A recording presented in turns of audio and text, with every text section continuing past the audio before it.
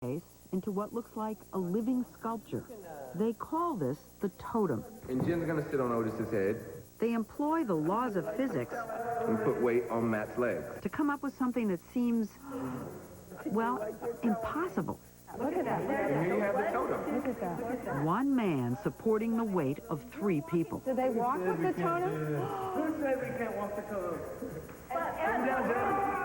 They create movement that is hard and hard to categorize.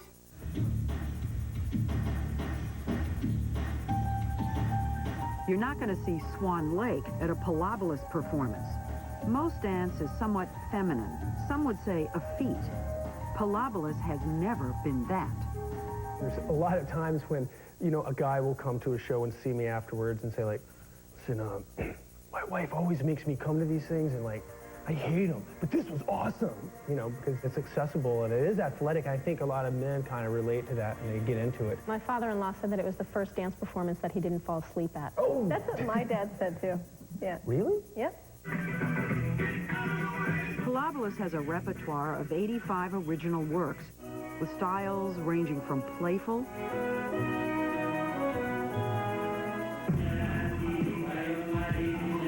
to intense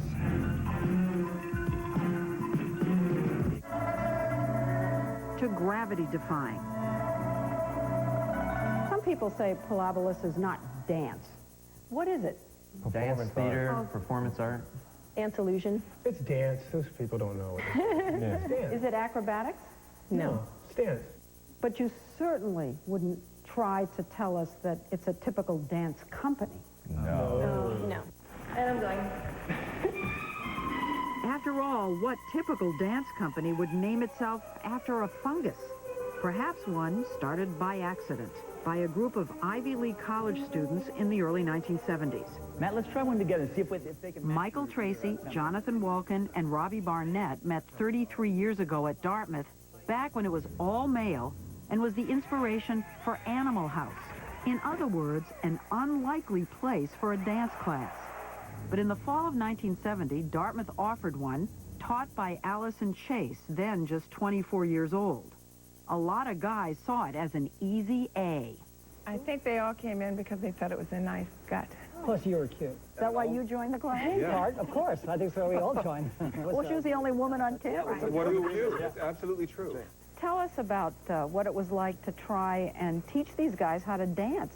That was a relative disaster, so I struck out in another direction, and I taught them how to make dances. To be choreographers. Yeah. It was a little bit like just giving us finger paints, right? Right. We had no idea what we were supposed to make, Right. but we were given some materials, like us, and we fooled around and figured out what Well, we the could beauty do. was What they found they could do was glom onto one another. You know, the idea of standing alone in front of people was impossible, and so we kind of clung to each other for moral as well as physical support. They named this dance Pilobolus. It was videotaped at a showcase for student dances. They had been at it only 2 semesters. We managed to combine our bodies, climb over each other, flip, swing, fly, lift, flop each other around in different ways.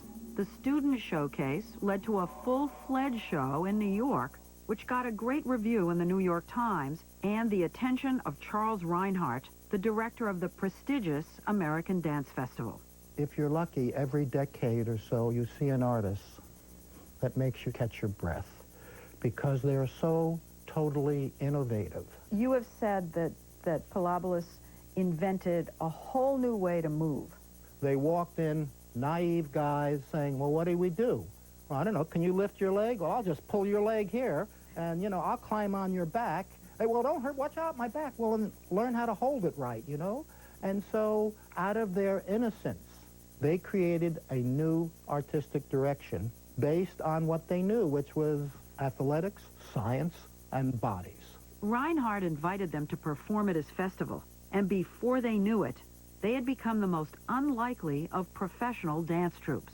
They lived together, commune-style, in New Hampshire, and traveled from show to show in a little Audi. 2 years in, Allison and another dancer, Martha Clark, joined up, making the company 4 men and 2 women. They choreographed all their dances together as a group. So you're all choreographing and performing. And managing We and had no one driving. on, Yes. we had no one on the outside to sort of say, yeah, that's good, that's bad, because we could never hop outside and look at it. But you know, most dance companies at least have a business manager who's not also a dancer. It's very, I mean, is it unheard of? We hope so. Yes. Probably is. Well, we knew of no other way. You couldn't afford one other Right. person. We were unheard of. We had no alternative. They became known for weight sharing, as in this dance called Sayona, and for entwining their bodies into positions no one had ever seen before. Here they are in a series of short vignettes they produced for Sesame Street in the late 70s and early 80s. Now it's going down. How much fun were you all having? I think the ultimate fun is you were swimming on your own. You were out in the world. We You made were our own performing. circus and then ran away and joined it. Exactly. They were having so much fun, in fact, that even when they got too old to lift and climb all over one another, they didn't want to give it all up. So they became the artistic directors and choreographers and let younger dancers take the stage.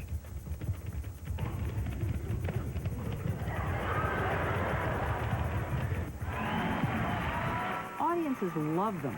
Pilobolus regularly packs theaters around the world.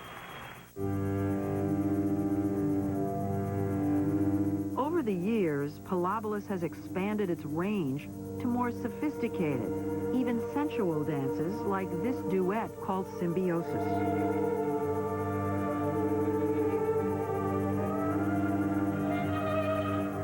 Taking weight sharing to a whole new level.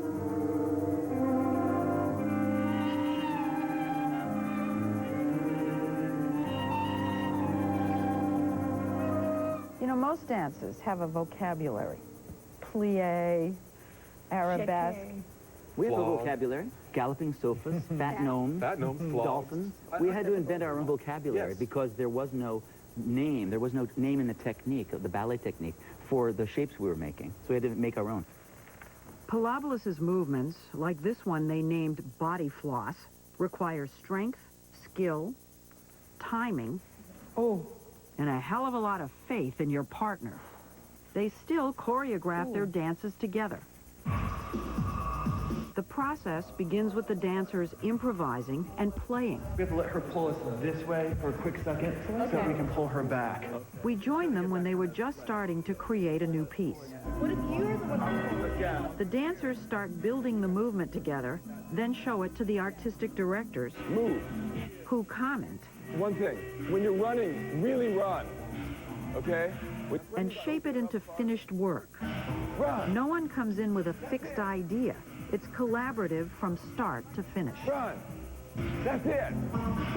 The dancers talk to us about how sometimes you push them to do the thing that hurts the most.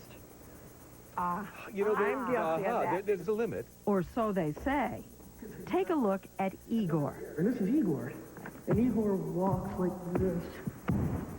We flipped one of Matt's legs over his shoulder and made him walk in a particular we way. didn't do that. Matt flipped one of his Yeah, legs that's over right. and said, So we hey, made him do check it. this out. And we said, that's great. Now you're going to do that 150 times a Do year. that again. And then one day I was doing it, and and I hit my head. Why did you have to show us quite like that?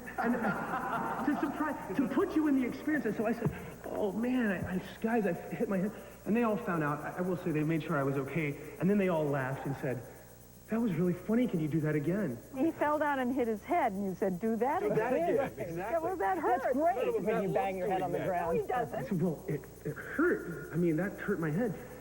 And the director said, how bad did it hurt? And that's when I knew You're going to I'm going to be banging my head. Pilobolus's dancers are among the strongest and most versatile in the business. And there's definitely no room for the squeamish.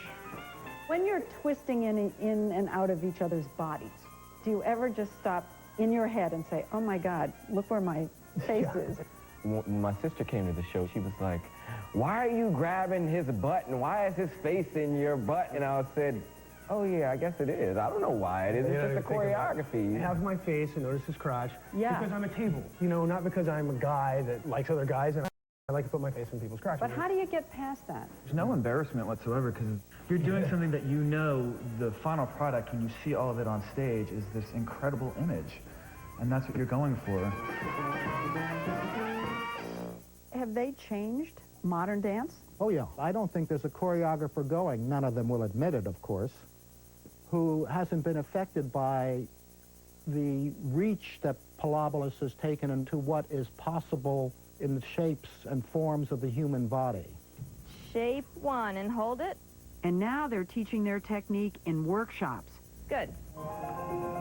And not just to dancers, but primarily to non-dancers, both kids and grown-ups, to see what shapes and forms their bodies come up with. We can teach them how to use their natural abilities to make a piece. Back to back. We believe we're teaching creative thinking.